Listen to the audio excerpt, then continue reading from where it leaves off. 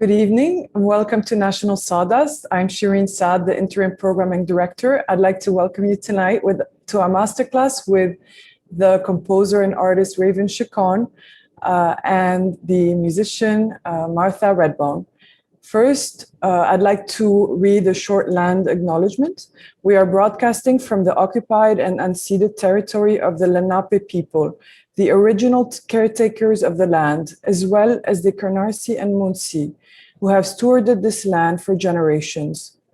Please join us in acknowledging the Canarsie and Munsee Lenape community, their elders both past and present, as well as future generations. National Sawdust also acknowledges our country was founded on exclusions and erasures of many indigenous and enslaved peoples. This acknowledgement demonstrates a commitment to beginning the process of working to dismantle the ongoing legacies of settler colonialism and genocide. Hi, welcome, Martha.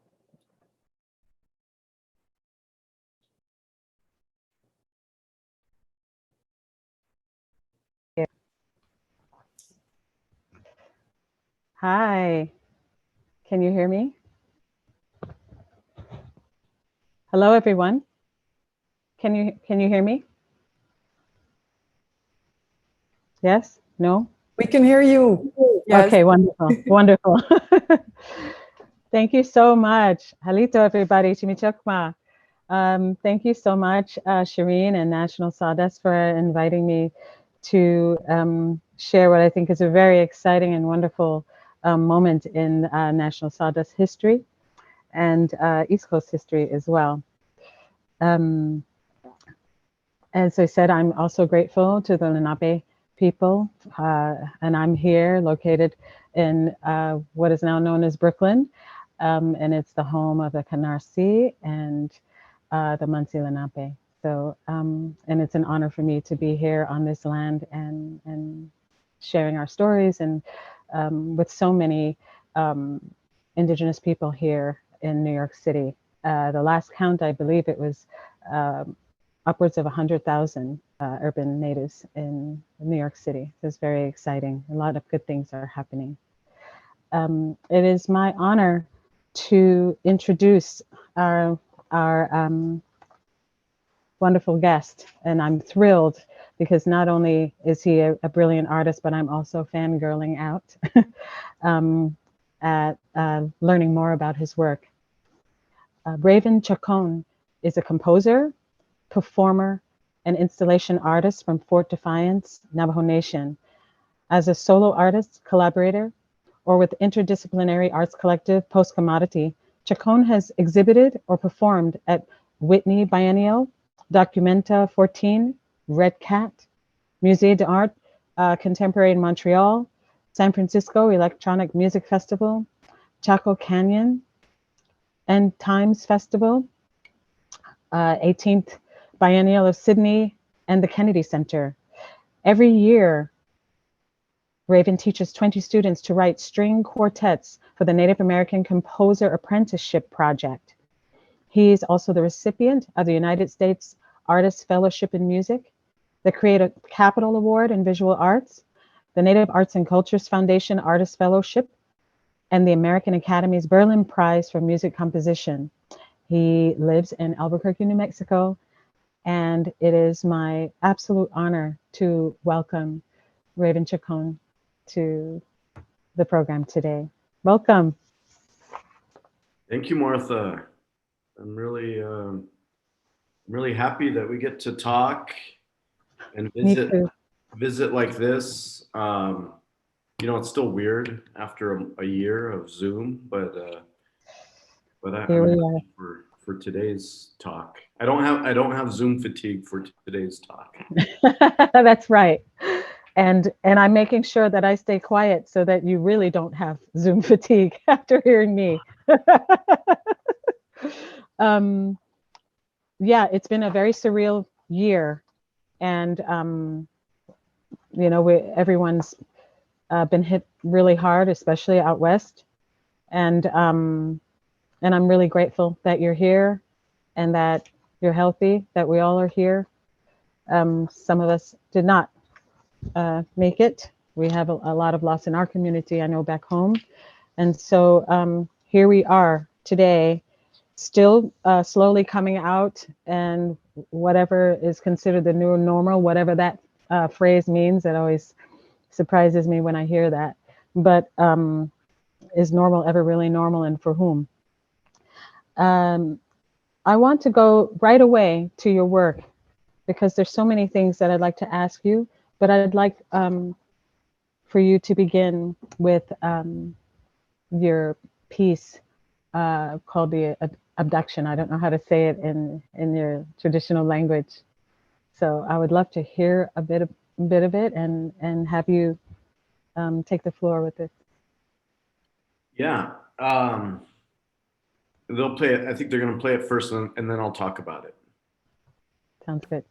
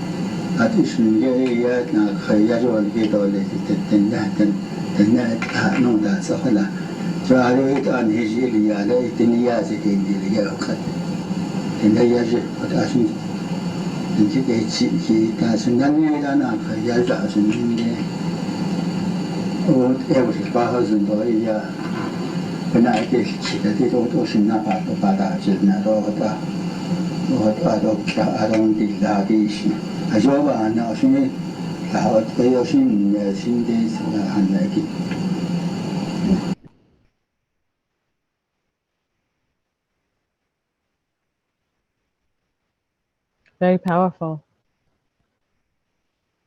Yeah, so that was a piece that I made with some friends about 20 years ago, and I guess the big disclaimer here is that I don't make work about identity. Sometimes I've even avoided on purpose to make work about identity, just because I think there's other deeper things to speak about. And but I was also, I mean, very early on, I was making field recordings. I was experimenting with video. And these two friends of mine, we checked out some cameras from the university, and this was in the months before 9/11. We were actually able to go into all kinds of hidden places of the Albuquerque International Airport. Like, we could almost go on the tarmac and take video of whatever we wanted to. We'd put cameras in trees and just leave them there, you know, as long as they could, and then go back and retrieve them. And we would kind of make these kind of surveillance videos, if you will. Mm-hmm. And of course, all that changed months later. But at the same time, I was making field recordings of places in the desert. And I was always carrying a recording device in my pocket, and sometimes I still do. But I happened to have one when I was visiting my grandpa. I was out there on the Navajo Nation making recordings, and I got him to tell me a story about how the family, which is on my mother's side, and the Navajo, the Dene side, got their last name. And so he told me this story, and it's quite complicated. And as you were all watching there, yes. Also sad, you know, because it's a story of captivity and forced marriage around the middle of the 1800s, when New Mexico wasn't even a territory yet of the United States. It was still, I think, coming out of being Mexico. And so, yeah, so really just speaking about the complexity of mixture. And yes. Also, but in the case of this story, then coming back and becoming Navajo, staying Navajo, you know, and still acknowledging that mixture, but in a way coming back home. And so that's what the piece is about, and that's been my only identity piece. And maybe one of my only videos up until recently. So I've kind of continued like extending this topic. Yeah, this is wonderful. One of the a question that I have is, you know, with the airport, I was thinking of, you know, that the land and the history of all of the land, and the story that your grandpa was telling. All of these things happened on this very same land that these, you know, cars are driving and people are kind of transient and going to the airport, and, you know, and what this land means to so many people. There, you know, some people where, you know, this is Albuquerque is a hub, you know, some people it's their homeland, it's some people it's their ancestral homeland, and I love the many layers of interpretation that you have just from telling that story and hearing his voice telling the story, you know, generations back, and also with a visual of probably one of the most contemporary pieces of invention, you know, such as you know, the airport where things can fly in the air, you know. So I was just wondering how you came to bring this piece to the airport and make this connection. Well, that was it. I think this was I mean, this was kind of pre-land acknowledgement too, you know. Yes, that's right. That's now we right. hear them everywhere, but it exactly like you said, acknowledging the hub, the ancient hubs. You know, there's these cities that exist, and we can't credit the Europeans for making these cities. These places were likely hubs for a very a very practical reason. Water runs through these hubs. You know, there's maybe a lot of people already living there. We're trading, you know, trading knowledge, trading other things. Yes.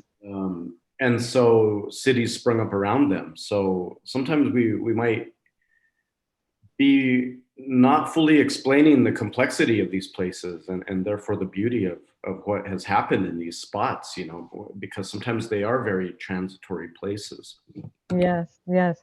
The other thing I wanted to get your thoughts on was the idea of talking about identity, and it's funny that you say that, because I feel exactly the same way. But for some reason, when it comes to Native American arts and cultures, no matter what we do, it seems to people just want us to talk about the identity rather than the work that we're doing. It's always, it seems to, and I, you know, also think that, you know, the colonization, which we'll go to, like talk about later, we'll discuss later, but it seems like the, you know, the politics behind this country's government structure is based on completely about identity and you know, forcing everyone into these kind of little boxes and categories. And so I was just wondering how, you know, do you often find that when you just want to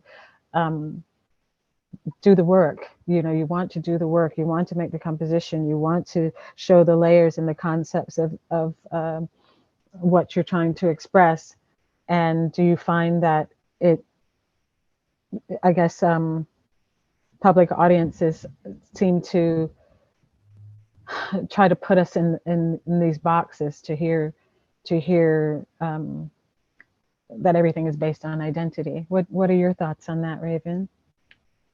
Well, when I knew I was becoming an artist, I thought, you know, this is great. I don't have to explain myself. And even more so being a musician, you know, being a musician, I was thinking, well, you know, I don't have to talk at all. You know, supposedly our music is going to say what we really want to say.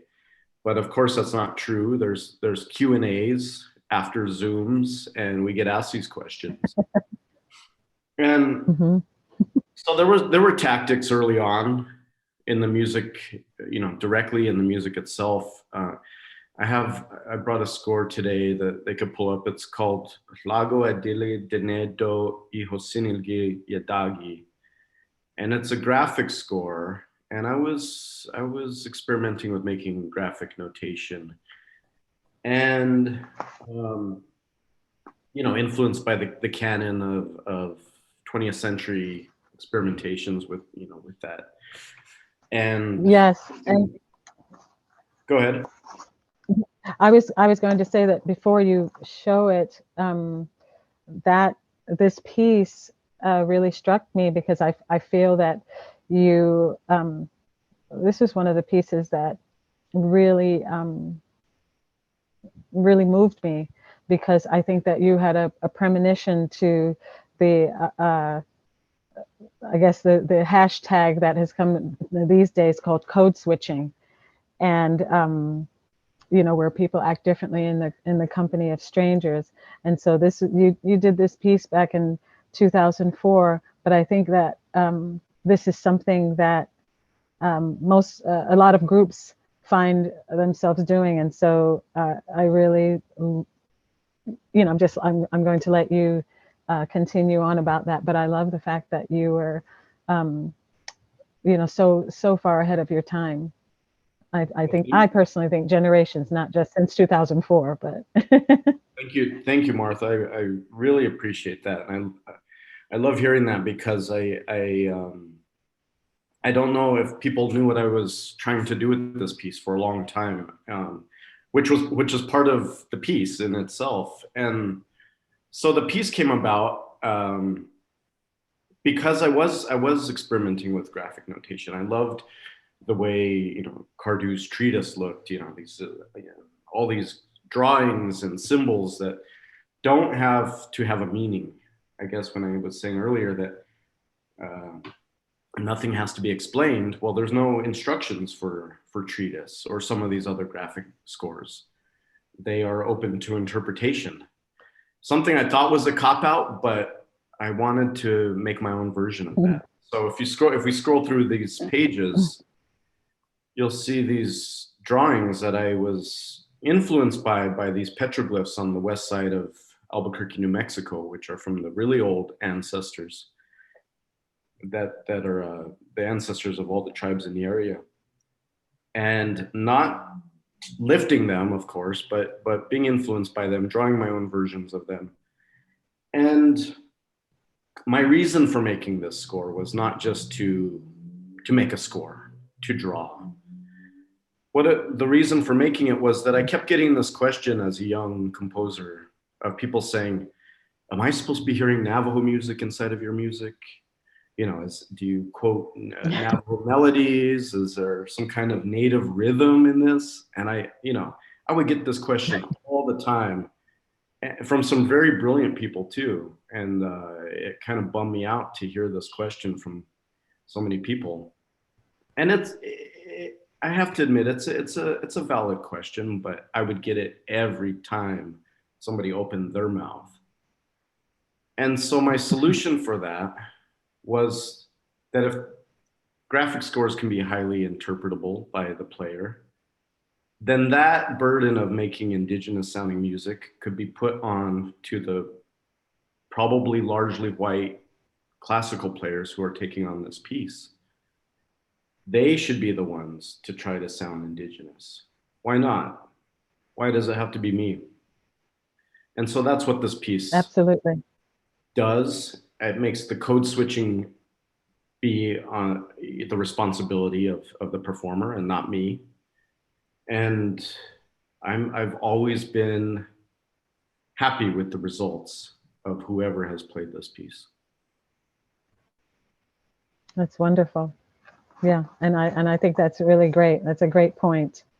I think the interpretation should be the performer who will be expressing the music. And it is true. One of the things that I just dream will happen is that that we will stop being a novelty.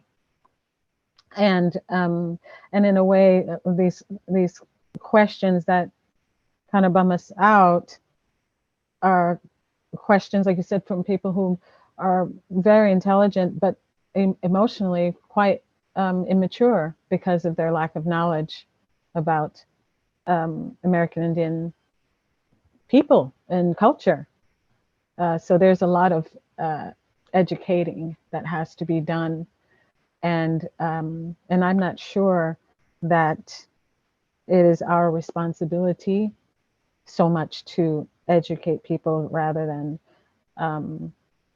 the people have to listen and understand and try to figure it out. So that's just my two cents. Absolutely, yeah. I mean, at a certain point, if we're expected to educate, it probably is going to end up as some kind of new age workshop, you know. That's not what I signed up for. However, I think there are opportunities with somebody with these intentions to I mean, it still takes some vetting, but to collaborate with folks, and that's what I love to do. I try to be open about collaboration. I think as musicians, that's what we're absolutely experts at, is gathering people, is linking up with people, is spontaneously making music together or projects, and exchanging.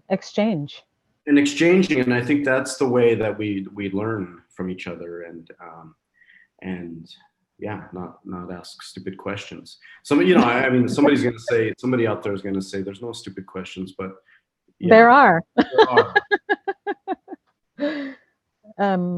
Yes, there are stupid questions. There are naive questions. There is also all different kinds of questions. But I do think the collaboration is key, as long as both parties come with approach it in a culturally responsive way. I think that's kind of what I'm looking at. It's a process. It's a real process. One of the there's something else I wanted to ask you here. Can you please tell me about the score for Hearing Voices? Yeah, I didn't bring that one today, but we could talk about it. Yeah, I knew you wouldn't bring everything up, but but it's okay.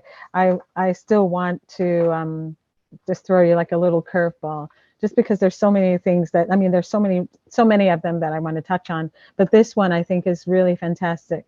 So I would love to hear your thought process and the concept behind it, and I think we can encourage the audiences to look further and to go to your website and learn more about your work and things that you don't necessarily have the chance to show examples of today as well.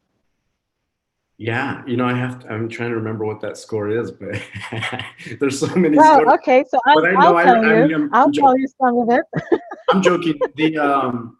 So that score was made in collaboration with my wife, Candace Hopkins, she's curator from Tagish First Nation in northern BC and the Yukon. And we were making a score as an education project for Documenta 14. And I, around that time, was working a lot with hyperdirectional speakers. So the piece started off as another kind of exchange, like a lot of my pieces, where you're learning in real time and maybe relaying a message or sending it back to another player, and they learn and then send it back, and maybe it becomes starts as an individual or a duo situation, and then becomes a larger group interaction, and a way to make generative music. But this the way we ended up doing this out in Delphi, out in Greece, out in the hills and amongst the trees. It was really beautiful. You couldn't see anybody. We did it in the dark with these hyperdirectional speakers and voices, and it's still, we only did it that time, and I think it's due for another performance, because I'm not a strict. These scores aren't fixed when they're supposedly done. They might change. A word gets altered. A note gets changed. So I think we need to keep working on that one. But so she and I have been working on scores, mostly text scores, and it's really interesting you brought up this piece, because we did a recent piece during COVID. And we could pull this up on the screen. It's a piece called Dispatch. It's actually on a website that's called Disclaimer, and I can put it here in the chat. But we can also screen share this score. So this is a score called Dispatch. And if we scroll down, I'll tell you, we could leave it here. Sorry, yeah. And the reason we wrote this piece was I had gone to the Standing Rock Reservation during the DAPL protection, no DAPL encroachment, where they were running a pipeline through Standing Rock Reservation. And I had gone up with my friend Shinupa Hanska Luger. He's from that community, and he invited me to come, and I jumped at the opportunity, because as an Indigenous person, I felt I should be there. I shouldn't just be watching it on Facebook if I have an opportunity to go. And I really didn't know what was happening there. I was hearing a lot of information. Some of it sounded believable. Some of it didn't sound believable. I just couldn't tell from any direction what the truth was and what was happening there and who was there. And so I came back, and after that had taken place, by the way, that was the same month Trump got elected. So this was like Thanksgiving of 2016.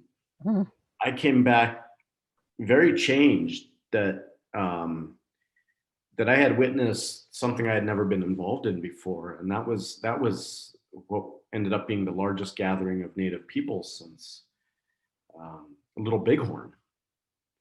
And not only that, I mean, all kinds of other folks, allies, undercover cops, journalists, tourists, Jane Fonda, you know, everybody was there. And so, so I had to make sense of this in the best way I know how, and that was making a transcription.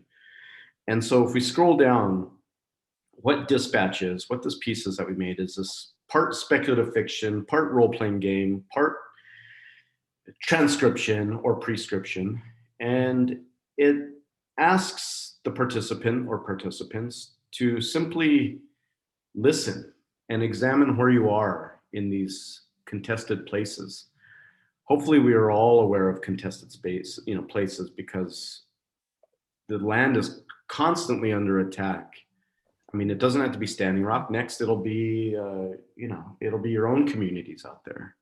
That's right. There's a lot of things happening on the US-Mexico border, you know, and so, yeah, exactly. And so the next, I don't know where the next Standing Rock will be, but there will be a next one, and everybody should be there needs to be. Yes, we have to. Should be invested in protecting these places. So all this score does is try to look at the dynamics of who might end up in these places. Mm-hmm. What is the wishes of the land, which is then being relayed through the stewards of these places, usually elders.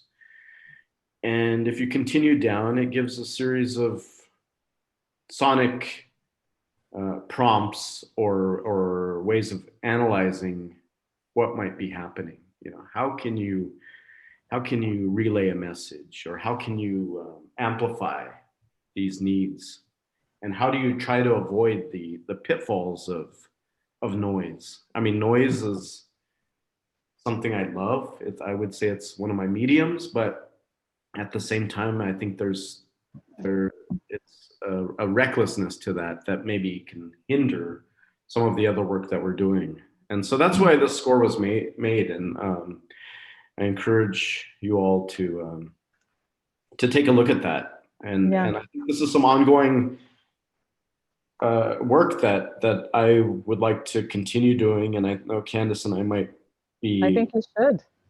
Doing more of this in that this can then be enacted either as an artwork or as an analysis or as real world direct action. And maybe there could be further transcriptions or artifacts of the outcomes of this piece. I think it's a fantastic catalyst. I think it's really powerful, and I think that there's a need for it all over the planet, to be honest with you, Raven. I think that the work that you and Candace are doing with this is you know, you're creating something that is reminding people of where things begin, you know, combining nature with, you know, the earth and the water and everything around you, and being able to listen to that and you know, and then experimenting with the most futuristic of sounds and tones and voices and looping and things like that, connecting electronics in that way, and playing around with frequencies in relation to the land, because you know, the land is so different no matter where you are, and depending on, you know, the canyons and hills, and also there's, you know, flat lands and marshes, and everything has a different sound. So being able to tap into that, and also honor and call to action something that is really needed in the world, I think is very powerful. So I really look forward to seeing this carry on, you know, wherever it may lead you. Speaking of that, I want to move forward because we're running out of time, and I wish we need 2 hours for this kind of thing, because I could just talk about that for forever. This leads us to the concept of decolonizing through artistic action. which is exactly what this is. This dispatch piece is, and also the score for Hearing Voices. That's kind of where it began. As an artist, you know, we always seem to be, I guess we take risks. It's our calling, you know, for our life work. And so I want to ask you, how do you see decolonization? How do you view decolonization through artistic action? And also, we talked. I kind of touched on these concepts of disruption. What does you know, as an artist, how do you view disruption, calls to action in your work? And do you do this? Is it important to you or not? And if you can give an example or two of how you, in addition to the dispatch, these projects, in addition to this, how do you make this your calling, this your kind of call to action as an artist, as a composer? Yeah, I mean, this is a hard one, of course. Yeah. There's art I make that isn't going to solve anything. I mean, most of these projects are not trying to solve anything. Postcommodity has done some projects where we literally gave our artist budget to a church, Black church in Ontario that was trying to steward one of the surviving destinations of the Underground Railroad. That was absolute direct action of just saying, here's cash, you know, and we programmed some events in collaboration, and that became, you know, our art side of that. But really, you know, they needed money, they needed upgrades. We were artists, just gave them the money. That was the piece. That can solve, money can solve problems, absolutely. Yes, that's right. And it can, absolutely. We have about 5 minutes. And I want to talk about what calls you to do the work that you do, and also with there's lots of, you know, activism going on. There's a lot of social justice going on in the world. There are it's almost like to counterbalance what we've just gone through. We're in this pandemic. I think this pandemic has come, and it's a way that our earth is trying to heal itself in so many ways. But how do we come to begin the healing process in our work? Yeah, I was still thinking of the last question, and I obviously you can continue on that. 7 minutes, but maybe I could turn it into this answer. Well, I don't know, but a big part of what I do, or I'd like to think that I do, is teaching in my own community and starting there. I mean, there's too many wounds that need healing, and I don't know if they need to be outside of the community that is hurting the most. And so maybe that's where one would need to start. And so best I can do is teach music. I mean, I'm not a social worker. I'm not much more than a guitarist sometimes, but or a composer, but or a noise person. But I could teach. You know, there's young people who also live for that kind of thing, you know, to make music. Yes. That's sometimes the best I can do. And I've come to realize after doing this Native American Composer Apprenticeship project that we spoke about in the intro, after doing that this will be the 17th year that I'm doing this, that goes a long way, you know, and there's opportunities to talk about other topics in that, you know, other work that these young people would hopefully do once they get out there. And the truth is they might have to leave these communities and go do this work elsewhere, and maybe hopefully can come back, and hopefully not have to, in the same way I was explaining earlier, not have to be the walking textbook for somebody with, you know, that wants to learn about Native people, but rather provide some kind of insight into what's needed and how that healing can take place. I think that's wonderful. I think it's, you know, I think leading by example and teaching music, to me, that's, you're leading by example. The work that your body of work so far, and, you know, what's to come, all your contributions have been, to me, leading by example. You're reminding, I feel that you remind us of the importance that, you know, the importance of using your gift and your craft to bring us back to the source, you know, to the foundation, the importance of origins, the importance of storytelling, the importance of being a member of your community and offering that support, the importance of communicating and collaborating with, you know, younger generations. I think all of that is healing work. It's not necessarily that we have to have the answers, because we, you know, we're all figuring it out.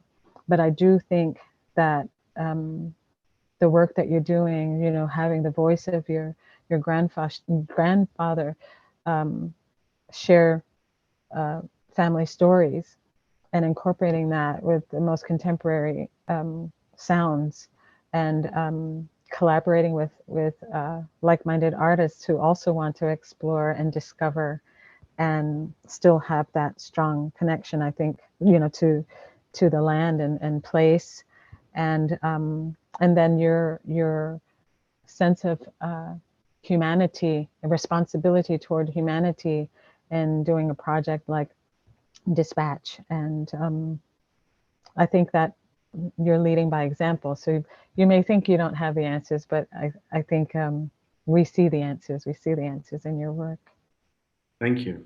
Well, thank you, Martha. Thank you. It's such an honor. I'm trying my best not to fangirl out. I'm really, but it's really difficult. Your work is brilliant, and I wish we had another hour. Can you, one last question before we open it up to the Q&A. What made you decide to do this work? Yeah, well, which work maybe is the question. Yeah, okay. So I'm just thinking, why do you do the work that you do? What is the purpose behind? So say, you know, here lies Raven. This is the work. Why did you, this body of work? I mean, I know, I can speak for myself. The work that I do, I'm doing this work because I feel that that people need to know the stories. I think that these are valid stories. I think that family stories really matter. I think that there's a lot of erasure that has gone on for far too long, for centuries. And if we don't tell our family stories, then no one will know them. They just disappear. And that's why I was so thrilled to hear your grandfather's voice on this recording, tell this story. These are crucial to our future communities and things like that. So I'm just wondering, what is your thought process behind the work that you do as you get older, as we get older? It has always been to try not to, you know, we were talking about healing throughout this whole talk, and the healing does not mean to reduce something or to make the world more digestible or easier. I think it's the opposite. I think it's to complicate this. I think it's to be able to share stories, narratives, but then they should cause somebody to question more than they thought they're. That's why back to this idea of stupid questions. Well, maybe it wasn't even the right question in the first place. Maybe the question is something else, and maybe there could be more and more and more questions. And that's what the work is to always be asking, you know, where am I? Who am I? What is happening here? You know, how can it maybe be solved? How can it never be solved? Yeah, and then other things too. I mean, things beyond us, like, you know, what am I hearing? What is the sound? What is music? Yeah, what are the multiple stories happening? Yes. And what's next for you? For myself, Yes. well, I'm always writing notes on paper. I'm always putting dots on paper for musicians. That will never end. Recordings, I've gotten back since COVID lockdown. Recording projects have become a thing again for me, and something I wasn't able to do when I was traveling too much. That's right. And then back to, you know, full circle almost. I'm making films and videos. And so that was something I was really interested in back when I did that abduction song piece. And it's something I've gotten back into, is experimenting with cameras and editing. That's wonderful. Well, I want to thank you again for your time, and Raven, and thanks so much for such an interesting conversation, and to, you know, digging deeper into the work that you've done, and if anybody would like to learn more, please visit Raven Chacon's website. We want to bring him to Brooklyn to work with National Sawdust. I'd like to personally thank National Sawdust for inviting me to this interview, to interview Raven today. And also we'd like to invite everyone to stay on camera, and we're going to open it up for Q&A, but stay on camera, and we'll do that, and we'll go to the last segment of Q&A for Raven. Thank you again. Okay.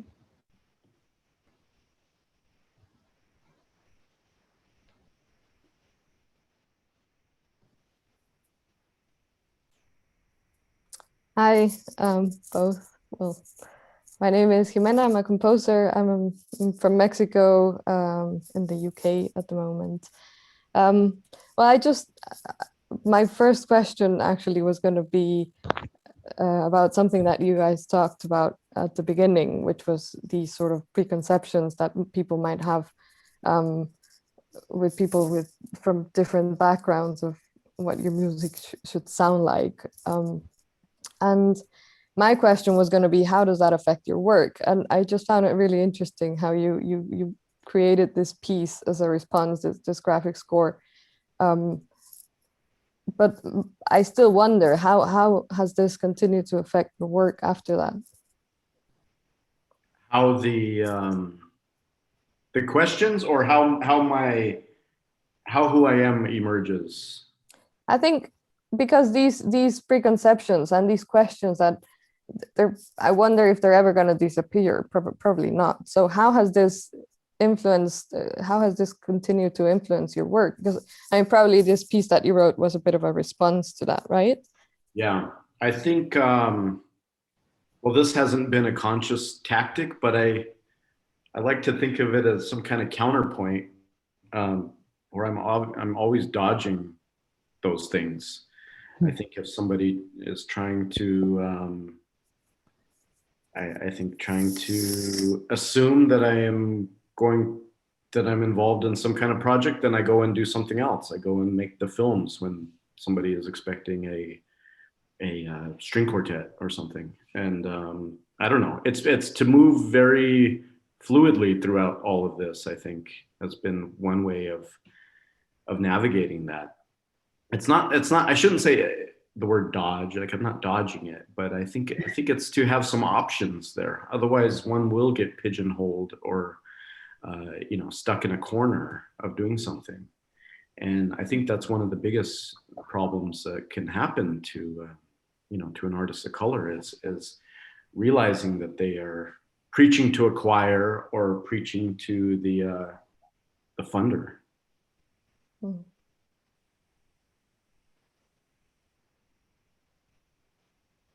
Yeah, that makes sense.